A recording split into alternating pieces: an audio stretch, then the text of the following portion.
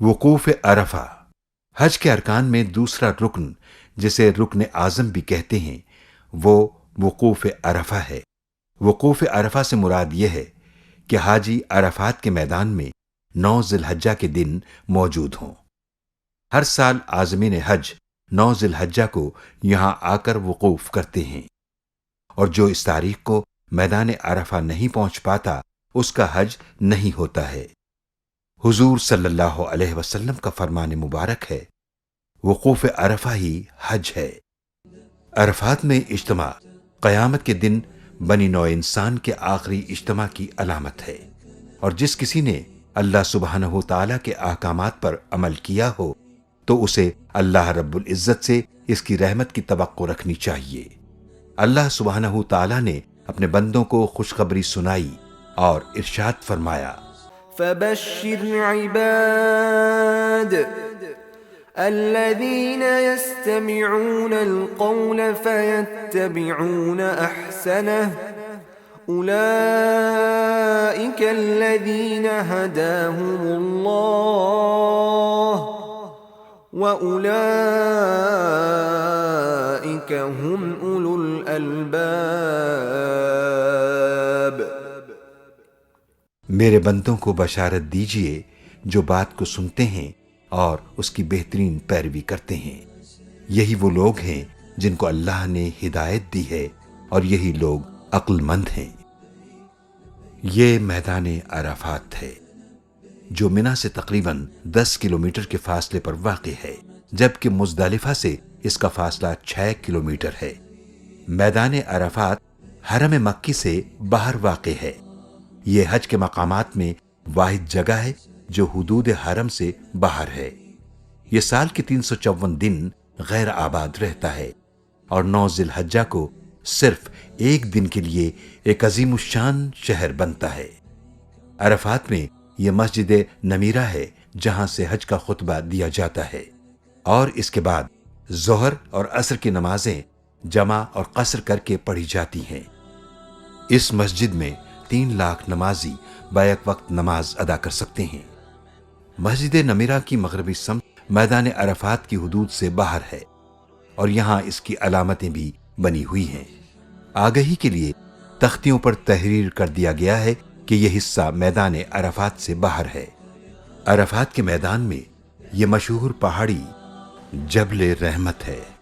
جبل رحمت میدان عرفات کے شمال مشرق میں ایک مخروطی پہاڑی ہے، جس کے قریب پیغمبر اعظم و آخر الزماں محمد مصطفیٰ صلی اللہ علیہ وسلم نے وقوف فرمایا تھا۔ عرفات میں آپ صلی اللہ علیہ وسلم نے خطبہ حج دیا جو خطبہ حجۃ الوداع کے نام سے مشہور ہے۔ یہ خطبہ ایک عظیم الشان منشور ہے جو رہتی دنیا تک انسانیت کی کامیابی کی ضمانت ہے۔ اس کے چند بنیادی نکات یہاں پیش کیے جا رہے ہیں۔ آپ صلی اللہ علیہ وسلم نے فرمایا، میری باتوں کو پوری توجہ سے سنو، سمجھو، یاد کرو، یاد رکھو کہ میں تمہیں وصیتیں اور نصیحتیں کر رہا ہوں۔ سنو، شاید اگلے سال مجھے اور تمہیں ایسی محفل میں اکٹھے ہونے کا موقع نہ ملے۔ میں آج کے دن مسلمانوں کی جان و مال اور عزت و آبرو کو قیامت تک ایک دوسرے پر حرام کرتا ہوں، جیسے کہ یہ حج کا دن، حج کا مہینہ اور یہ شہر مکہ مکرمہ مقدس و محترم ہیں۔ جس طرح تمہیں اس دن، اس مہینے اور اس شہر کا احترام ہے، اسی طرح تمہیں ایک دوسرے کے مال، آبرو اور خون کا احترام کرنا چاہیے۔ کوئی چیز جو ایک بھائی کی جائز ملکیت میں ہے دوسرے پر حلال نہیں، جب تک کہ وہ خود اپنی خوشی سے اسے نہ دے۔ یاد رکھو، ایک دن ہم سب کو مر کر اللہ تعالیٰ کے حضور میں حاضر ہونا ہے، جہاں ہر ایک سے اس کے اعمال کے بارے میں پوچھا جائے گا۔ لوگو، یاد رکھو، زمانہ جاہلیت کی ہر رسم میرے قدموں کے نیچے ہے، میں اسے ختم کرتا ہوں۔ زمانہ جاہلیت کے قتل و خون کے جھگڑے آج ختم ہوئے، سب مسلمان بھائی بھائی ہیں، گورے کو کالے پر، کالے کو گورے پر۔ عربی کو اجمی پر اور اجمی کو عربی پر کوئی فضیلت حاصل نہیں، ہاں صرف پرہیزگاری اللہ کے نزدیک افضل ہے۔ غلاموں اور عورتوں کے تم پر حقوق ہیں، ان حقوق کا خاص خیال رکھو۔ عورتوں کے ساتھ نرمی اختیار کرو اور مہربانی سے پیش آؤ۔ عورتوں سے متعلق اللہ سے ڈرو، کیونکہ تم نے انہیں اللہ تعالیٰ کی امانت کے ساتھ حاصل کیا ہے اور تم نے انہیں اللہ تعالیٰ کے حکم کے ساتھ حلال کیا ہے۔ غلاموں کو وہی کھلاؤ جو خود کھاتے ہو اور انہیں وہی لباس پہناؤ جو خود پہنتے ہو۔ ہر شخص اپنے کیے کا خود ذمہ دار ہے، بیٹا باپ کا اور باپ بیٹے کے جرم کا ہرگز ذمہ دار نہیں۔ اے لوگو، اللہ تعالیٰ نے وراثت میں سے ہر وارث کے لیے حصہ مقرر کیا ہے اور 1/3 مال سے زیادہ وصیت کرنا جائز نہیں ہے۔ بچہ اس کا ہے جس کے بستر پر نکاح میں پیدا ہوا اور بدکار کے لیے پتھر۔ جس نے اپنے باپ کے بجائے کسی دوسرے کو باپ قرار دیا تو ایسے شخص پر اللہ اور فرشتوں اور تمام انسانوں کی طرف سے لعنت ہے۔ اس کے لیے قیامت کے دن کوئی بدلہ نہ رکھا جائے گا۔ جس کے قبضے میں کوئی امانت ہے تو اسے اس کے مالک کو ادا کر دے۔ دور جاہلیت کا سود مکمل ختم کر دیا گیا ہے، البتہ تمہارے لیے اصل پر حق ہوگا، نہ تم کسی پر ظلم کرو نہ تم پر ظلم کیا جائے گا۔ لوگو، نہ میرے بعد کوئی نبی آئے گا نہ نئی امت پیدا ہوگی۔ خوب سن لو، اپنے رب کی عبادت کرو، 5 وقت نماز پڑھو، رمضان کے روزے رکھو، مال کی زکوٰۃ خوشی خوشی ادا کرو، خانہ کعبہ کا حج کرو اور اپنے حاکموں کے فرما بردار رہو۔ اس کی جزا یہ ہے کہ اپنے پروردگار کی جنت میں داخل ہو جاؤ گے۔ میں تم میں 2 چیزیں چھوڑے جا رہا ہوں کہ اگر تم انہیں مضبوطی سے پکڑ لو گے تو کبھی گمراہ نہ ہوگے، اور وہ ہیں کتاب اللہ اور اس کے نبی کی سنت۔ جو لوگ یہاں موجود ہیں وہ یہ باتیں غیر حاضر لوگوں تک پہنچا دیں۔ ممکن ہے بعض سامعین کے مقابلے میں بعض غیر حاضر لوگ ان باتوں کو زیادہ اچھی طرح یاد رکھیں اور ان کی حفاظت کریں۔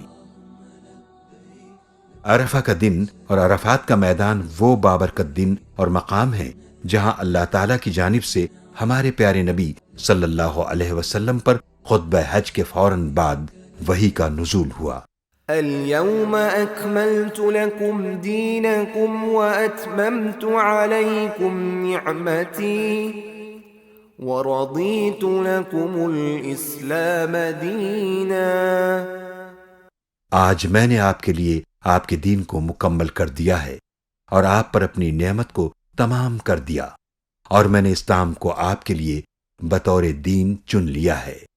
یہاں مسلمانوں کو 3 خوشخبریاں سنائی گئیں: تکمیل دین، تکمیل قرآن اور اللہ تعالیٰ کا دین اسلام کو پسند کرنا۔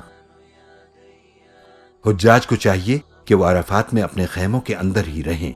بعض حجاج کرام یہ گمان کرتے ہیں کہ جبل رحمت کے قریب جانا اور مسجد نمیرہ میں نماز ادا کرنا ضروری ہے۔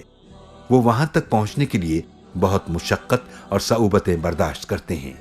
اسی میں بہت سے حجاج راستہ بھول جاتے ہیں، جس سے انہیں تکلیف پہنچنے کا بھی خدشہ ہوتا ہے۔